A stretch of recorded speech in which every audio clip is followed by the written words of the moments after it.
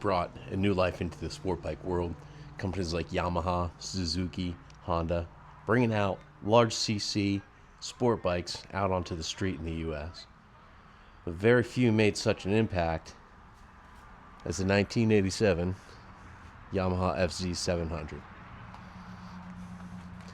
Now you may look at it and say, okay, I've seen the FZ750s, nothing different than that. But this one didn't just make an impact, it made a statement. Here's why.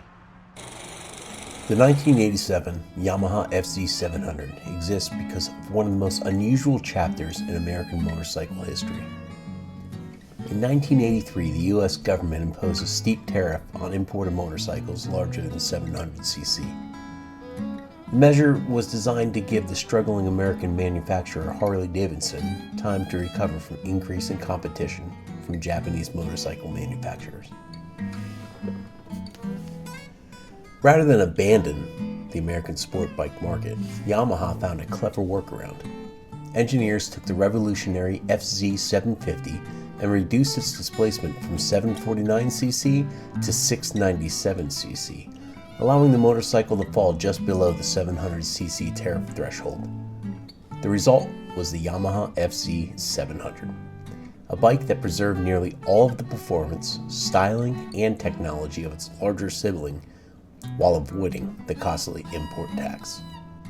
At the heart of the FZ700 was a liquid-cooled, dual overhead cam inline 4 engine, featuring Yamaha's advanced Genesis cylinder head design. With 5 valves per cylinder, 3 intake valves, and 2 exhaust valves, the engine was engineered to breathe exceptionally well at high RPM, helping it produce approximately 75 horsepower. Combined with a 6-speed transmission, the FZ700 delivered strong acceleration, smooth power delivery, and a top speed approaching 140 miles per hour. The FZ700 wasn't just about engine performance. Its steel perimeter style frame, sport-tuned suspension, and dual front disc brakes gave riders confident handling and stopping power. The bike's aggressive riding position, aerodynamic full fairing, and distinctive 1980s styling made it look every bit the superbike it was derived from. Weighing in at roughly 500 pounds, ready to ride, it offered a balance of stability and agility that made it equally capable on winding back roads and open highways. What made the FZ700 especially significant was its connection to the legendary FZ750. Introduced in 1985, the FZ750 was one of the most technologically advanced motorcycles of its era and is often credited with helping shape the modern sport bike.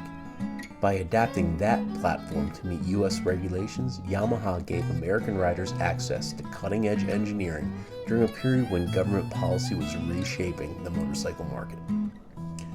Although the tariff was eventually phased out and the need for the 700cc versions disappeared, the FZ700 remains a fascinating piece of motorcycle history. It represents a unique moment when politics, economics, and engineering collided, resulting in a motorcycle that was both a practical solution and a genuine performance machine. Today, the Yamaha FZ700 is a rare and increasingly collectible classic, appreciated not only for its distinctive story, but also for the impressive performance and innovation it still offers nearly 4 decades later. So looking over it, we definitely have our issues. Main thing, plastics are pretty beat up. Obviously we got signals busted. Brakes are all rusted away. Tires are shot. But it's mostly there. It's a pretty complete bike. Move on over to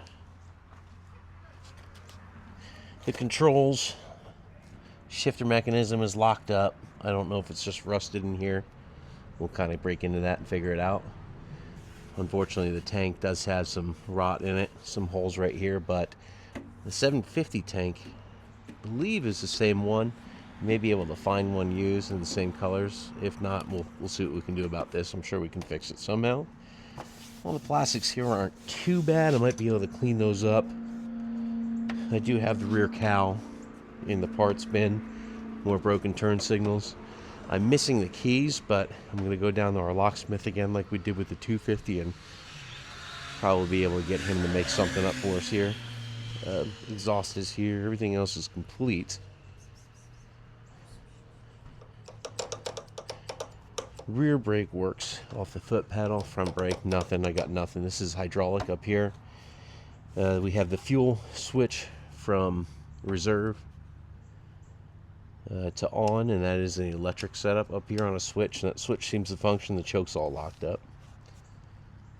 Yeah, horn button turns. Ooh, turn signals actually flicker. It moves. We'll see about that. Clutch, hydraulic clutch, but seized completely. This lever doesn't move, so we'll have to get into that. The dashboard actually isn't too bad looking. So I think we should just go ahead and start by stripping the plastics off and get her all hosed down, get it inside on the lift, and we can really start to look at what all we need. So as with most projects, I mean, you can essentially give it new life just by giving it a good wash. This thing's been sitting outside for, I couldn't even tell you how many years. It's got mold, mildew, junk all over it. Before I even bring it into the garage, I'm definitely going to hose it down, get a decent scrub, get all this junk off it, and then we can really start looking into it and see what we got. So let's knock that out real quick.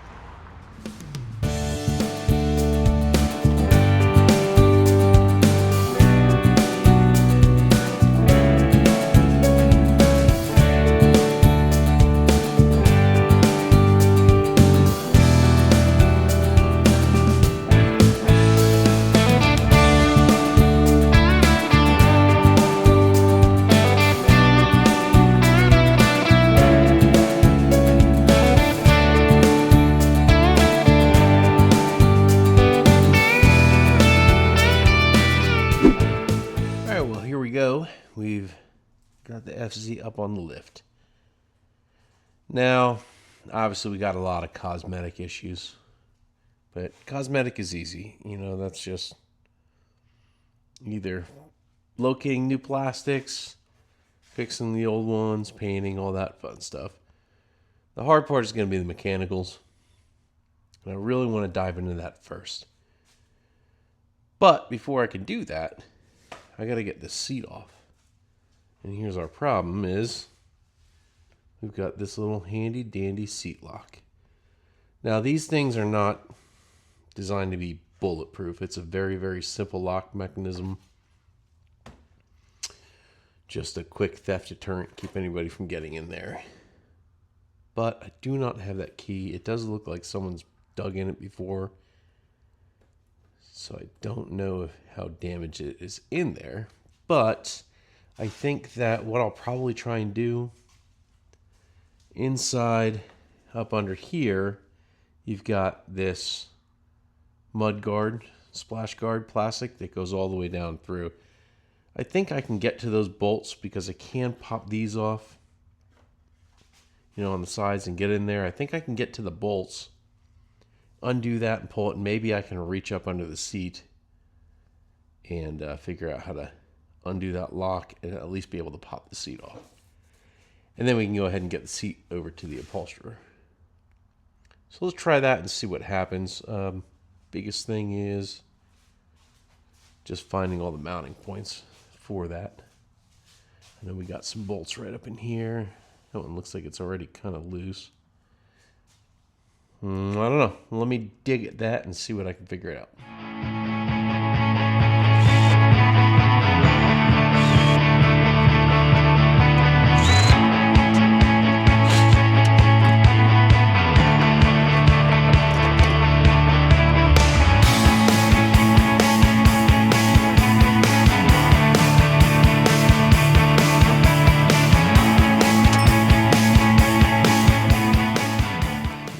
Maybe. Oh, there we go. Ah. Boom. Get that thing out. We can get that reupholstered.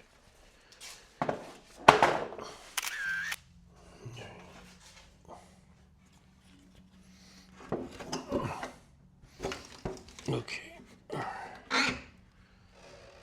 Ooh. Ooh.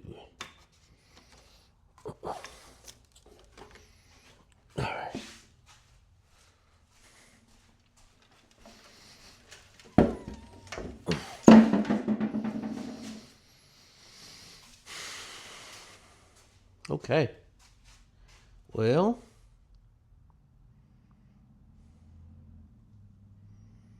I'm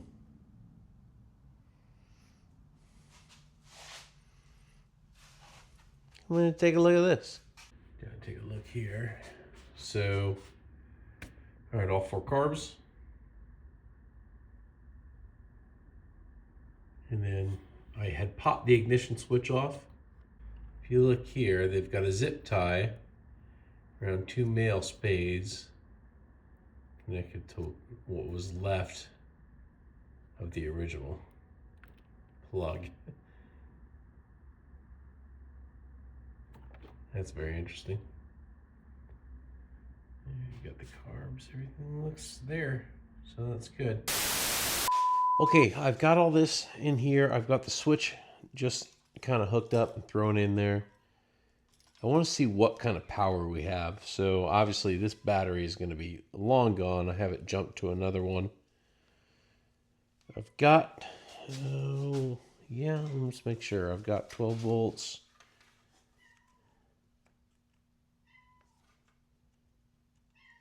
To the switch side. So I've got 12 volts.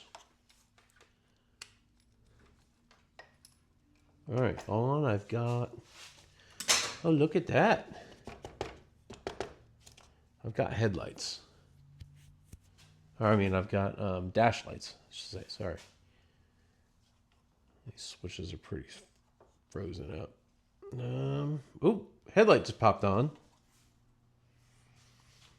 All right, something I like to do, contact cleaner.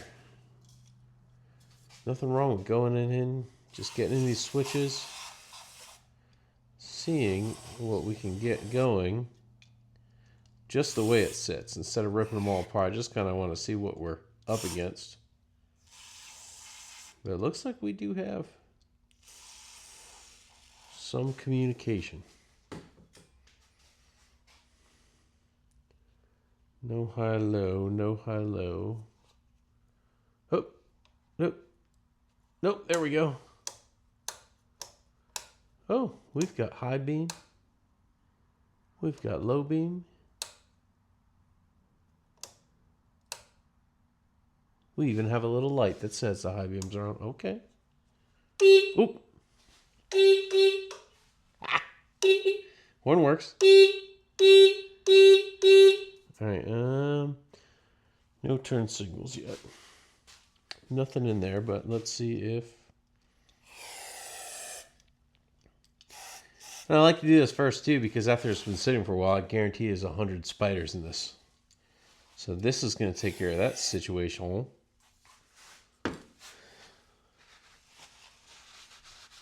It's just contact cleaner. It dries really quick. It's not going to hurt anything. Soak it in there. A second ago, I didn't even have horns, and now I do. Rock it back and forth a bunch of times. And now I have a turn signal light.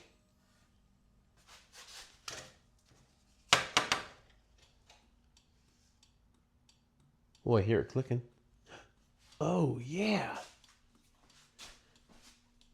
Right turn signals are working. Look at that. Look at that. We've got turn signal working. The left one, I don't know if these are busted. It struggles. As soon as it hits left, it's like, nope. I can hear it trying. Oh yeah, because this is all busted up. Never mind. Yep. Oh god, yeah. Ground it out. I'm gonna blow a fuse. Alright. So this bulb up here and this whole thing looks like it's been melted. Alright, she's slowly coming to life. That's not bad. The switch for the on and off is no good. I'm gonna probably have to pull that apart. We have a horn. And a turn signal. Left probably will work once I replace these. Well, that's good. Now, start button. Well, okay. The lights shut off. Starter's probably. Clutches. I don't have a neutral light. So there's that. Anything gonna tell me I'm in neutral? Of course, I don't know that I'm actually in neutral. I can get there in there and spin the drive gear a little bit. There we go.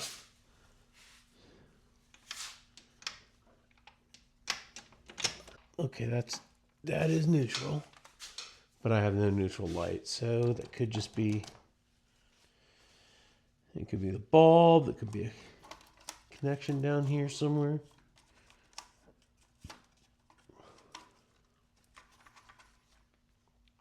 Neutral switch. Well, that's probably going to be this one. I've got wires here that are chewed in half. Go figure. Yeah, all right, so we're going to have to do some wiring fixes. Who wants to bet that's going to be the neutral light? So now I have some clue what is going on. But yeah, we're going to have to get in here. I'm getting way too far ahead of myself because I'm just excited to see what's going to happen. I'm going to get these side fairings off, get this all stripped down. We're going to vacuum it all out, get all this stuff cleaned up, and then we're going to start tackling the wiring just to figure out where it's gone wrong.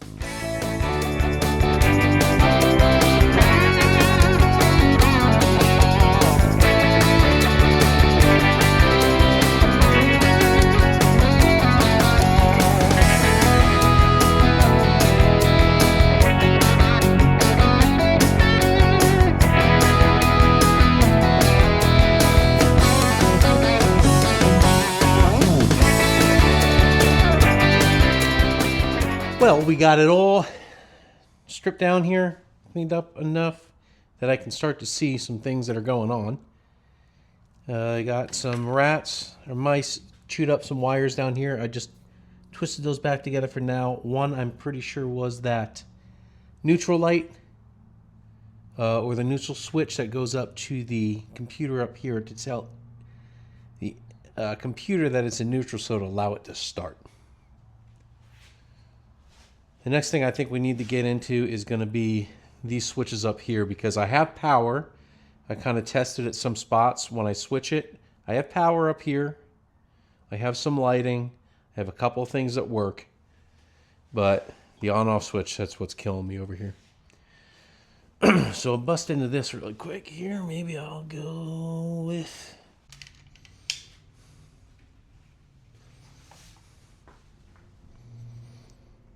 Yeah, so that's just filled with mud dauber nests and dirt, grime, all sorts of fun stuff in there. I'm going to go ahead and take that apart, see if I can get the switch to function. It's kind of wanting to. We'll see what happens there. Pull this out, spray it down with contact cleaner, and we'll go from there. I got the switch out, and what you'll see here is a little ball that goes, it's like a detent, it's on a spring that goes on a spring on the plate, the contact plate here. So I just pop that off and you'll see that that ball was stuck out and that's why the switch was jammed, wasn't able to push in. So a little contact cleaner in here. Keep soaking that down. I'm going to try and push it back and forth. Get that all cleaned up and we should get our button back. Yeah, it's like a little metal BB. It's just rusted. Let's see if we can't clean that thing up. A little cup of rust remover.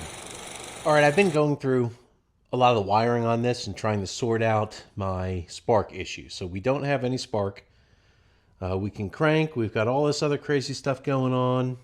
Everything's working. It's starting to come around, and that's pretty awesome. Just simple cleaning up the switches and things like that. Now, for the digital igniter, The 2 wires that go from the pickup for the pulse generator go up there. They were chewed in half by a mouse. And I fixed those, plugged that back in, nothing. It still didn't have anything. So I started going through, tracing the wires and make sure nothing else was messed up on it. And I got down here and I thought, well, you know what? Let me just go ahead and pull that pickup off. A little 10 millimeter and get it on out of there. And look at that. The cap came right off of the assembly. If you get in there and look, it's all corroded. I'm really hoping, I mean, that definitely needed to be replaced because this is just rotten away. So it definitely was shot. I'm really hoping that once we put a new one of those in, I'm going to have spark again. I would love it to be that simple. Let's pray. So I'm going to go ahead and pull this one out. Unfortunately, this broke. All right, so what I'm left with is the magnet and the pickup and everything is still shoved into there with a seal. What I'm going to do is put a self-tapping sheet metal screw into there and then use a puller and just try and pop that whole thing out. Let's see if that works. There's nothing crazy to the pickup. That is what I just ripped out of there. I got everything out. I got all the chunks out. It was really clean back here, so I don't think anything went into the motor. And if you see, the back of it was still complete, so I didn't dig through it or damage anything. So everything came out. Sometimes you just got to do that, unfortunately. I don't think I marred anything up. Everything looks pretty good in there. So this is the pickup. And the same 2 wires are going to go reroute back up. And they go to that digital igniter box. We'll swap this out this time. We'll put a little bit of oil on this. Hopefully that won't get stuck in there. The bolt that I just took out here, that big bolt for the generator, and that little tie down also has a ground strap that goes to it. So while we have that off, I'm going to clean it up. Make sure it's nice and clean. Grounds are important. Everything you do, grounds are important, I promise you. Don't underestimate what a bad ground, the kind of headaches it can cause for you. I promise you that. Yeah, look at that. So I can see how blackened this is. It's just destroyed in here. I'm really hoping that just, hey, bad pickup. Either way, it needed to be replaced. Little oil around the new O-ring here. Oh, look at that. Would you look at that? That's beautiful. Slid right in. So I got the new pickup in there, wound it all around, plugged it in, cranked it over. I am not getting any spark on the number 1. Let me show you. Simple test. Most of you have probably done it before. What we're going to do is get that spark plug on the boot up against good ground. You see, I got nothing. No spark in there whatsoever. Now, it's not the end of the world. That cable definitely needed to be replaced. I'm going to show you the next step that we have to look at. So that cable was bad no matter what. It wasn't just throwing apart at it. That thing was ripped apart, rusted out, rotted, needed to be replaced. So we did that, and we find that we still don't have spark. Now, I am not an advocate for just throwing parts at things. However, there are steps that you have to take when you realize a bike from 1987 that's been sitting for probably 20 some years, probably more than one thing that's going to be wrong. So the next thing I'm going to look at is this, which is called the digital igniter box, digital igniter. A lot of times these things will get moisture in them. They sit for a long time. They'll get corroded inside and they'll go bad. I found a pretty cheap one on eBay, good enough that they said it worked, so I'm gonna plug it in and see if that gives us any more. But the other one did look pretty corroded, did look kind of nasty. Let's see what happens. Plug this in, let's try this again.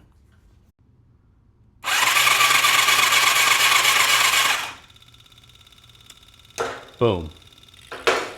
Just as I suspected, bad electronics, that did the trick. We now have spark. Unfortunately, a lot of times with the older sport bikes, you got a lot of stuff that's really tucked close together.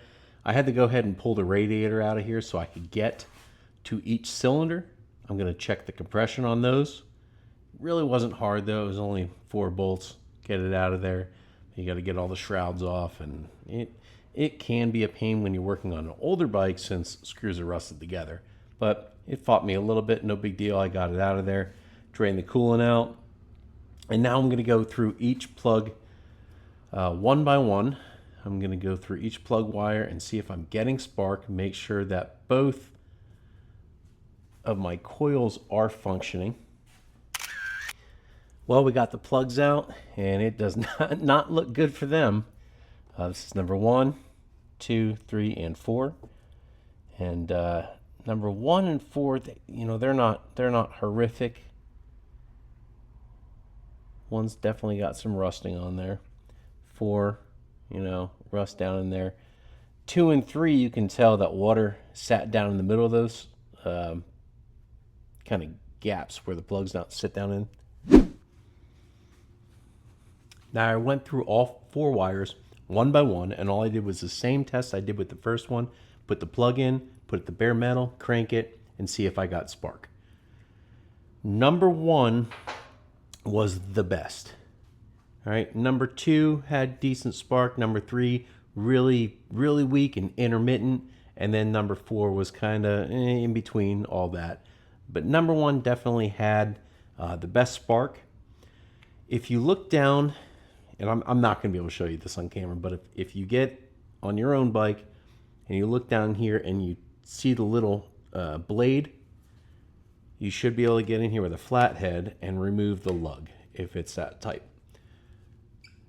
These seem to come apart pretty easily. I'm going to remove the one from number 1, and that's the best cylinder, and remove the one from, let me get in there with the needle nose, remove the one from number 3, which is the worst, and just show you the difference. Now here again, this is what I was talking about with those lugs. So this one came off of number 3. You can see it's pretty corroded, and the little clips that go in there are completely missing. This had the worst spark. This is off of number 1. This had the best spark. The clips are fully intact. They look good, and it's pretty clean down inside. So that's probably going to be our issue. I think maybe we'll go ahead and just get new cap ends, but to try and fire it, I'm going to see if I can't finagle something together just to see if I can get even spark to all 4 cylinders. I think what I'm going to do is take one of the good clips. There's 2 on each one on this. Take one of the good clips off of that, put it on this after I clean all these different lugs up, and I'm going to do that throughout all 4 cylinders. We'll go one by one, and I do have these marked so I can throw them around as much as I want, and I won't mix them up. So I have a number 1 label here, number 2, number 3, and number 4. We'll go through each one of these, pull the lugs out, clean them all up, make sure every one at least has one good clip, and we'll see if I can get the same amount of spark off of each one. And then once I do that, if I do, and I can prove that the coils are good, we'll go ahead and see if I can't get it to fire before I bother pulling the carbs apart. Now, granted, the carbs are definitely going to need to come out of there and be fully rebuilt, and we'll get into that in a little bit. But for now, let's see if we can't just do the basics, get it going, know what's right and what's wrong, and move on from there. So I've cleaned up each one of the plug wires now, and I know that I have spark going to each one. I think the coils are pretty good. The next thing I'm going to do, because you saw those old spark plugs, was put the new ones in. Now, I was able to go online and find new old stock DP8EA-9. These are a non-resistor plug. And if you don't know what that means, most motorcycles, older wires have a resistor 5 ohm that's built into the plug wire. And then the plug itself does not have a resistor in it. A lot of modern plugs have the resistor built into the plug. And if you do that, you can still possibly get the bike to run. A lot of times it will run, but it won't be as strong as the spark gear. You're putting another 5 ohms. You got 10 ohms combined, kind of limiting the power that's going to the plug. Again, I have used resistor plugs with resistor wires before in a pinch, and it still ran, but might as well do it right? So I'm going to go ahead and get these put in here. It's a nice thing you can still find them online. But we'll go ahead and put them in and see if we can't get this thing to fire before I get new plug wires.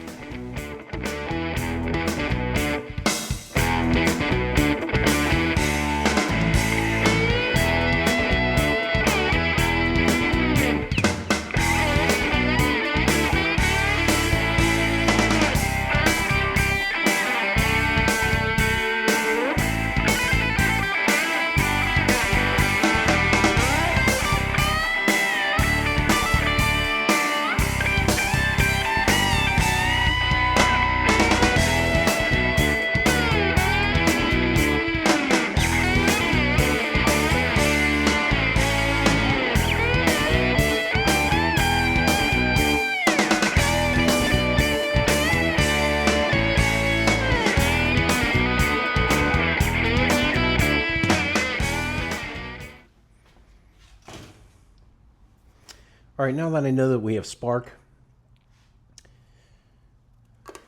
simple igniter box, pickup, cool. They're really easy, super cheap.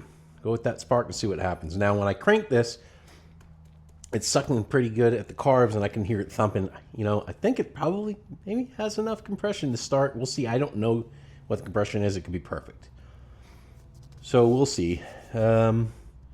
In theory, I got that number 1 plug back in. I know I have good spark there. We get us just a little bit, not a lot, just a tiny little sploosh. We'll put some 2-stroke in there. Bam. At least I have some kind of oil going up in the top end, but I have been cranking around with the plugs and everything. Help build up some of that oil pressure. It sounds pretty good as it cranks. In theory, I should be able to get it to go. So, we'll see how good my theory is. Yes, there we go. That starving fuel pump down there.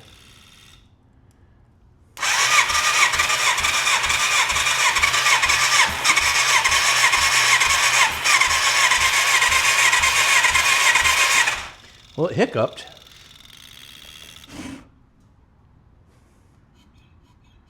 That should have given me something more than that, though. Oh, okay. Well, that delivered some fuel. We have spark. So really the next big thing is compression. A lot of times I like to do that first if it sounds like it's not cranking over right. And you hear that a lot of the galloping, you know, or it just sounds like it's a spinning free. I mean, this sounds pretty good, and I have suction here, so, but you never know. So I think what we'll do is yank number 1 here. Let's go ahead and pull all the plugs out, and I'll do a compression test, see what it says across the board, and that's going to tell us what's up. Really hope we have good compression. If we don't, I mean, that's a top end rebuild. Not the end of the world, but, you know, I got to order parts and find parts, and that's time consuming. Doesn't mean she's getting thrown out. Let's see. We'll go ahead and pull all the plugs out.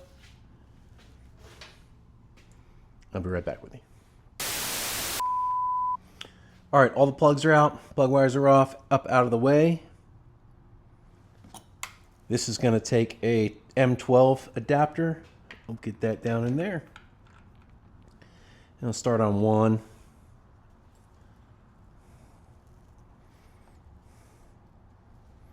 Really handy to have. Definitely, if you're working on stuff, get a little compression tool.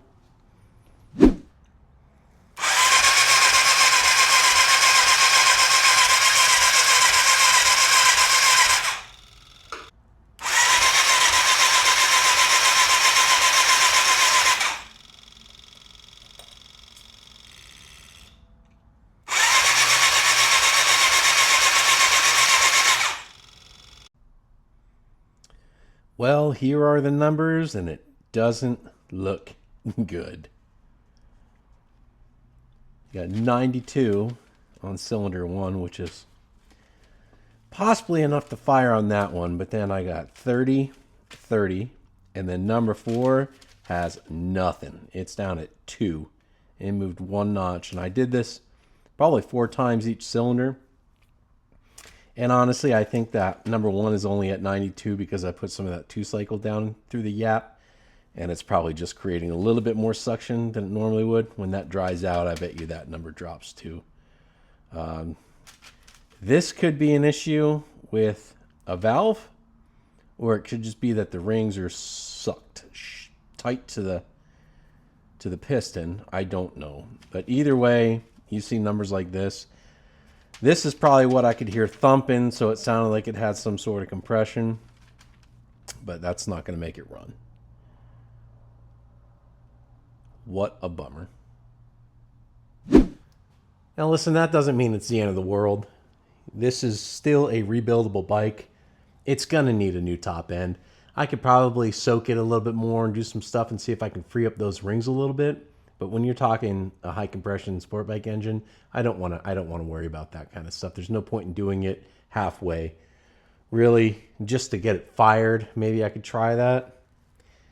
But I'd rather not do any more damage to it because I don't know what those cylinders look like, if there's something they're hanging up. I'd like this to be able to be saved. But in reality, I mean, we saved it. It's not sitting in a field anymore. You know, it's going to be stored inside till we figure out what we're going to do. Obviously, I got to track down parts, figure out if it's worth saving, which in my opinion, any motorcycle is worth saving. But this is going to be tricky. I can get a lot of parts from a 750. But when it comes to the internals on this one, head gaskets, all the stuff I'm going to need to rebuild the motor, I'm not going to take it apart and just do a top end, because if I did do that, these are the things you have to think about. I have no compression. I take it all apart. I put new rings on. I take care of all that, only to get it to fire up and realize that the bottom end is knocking.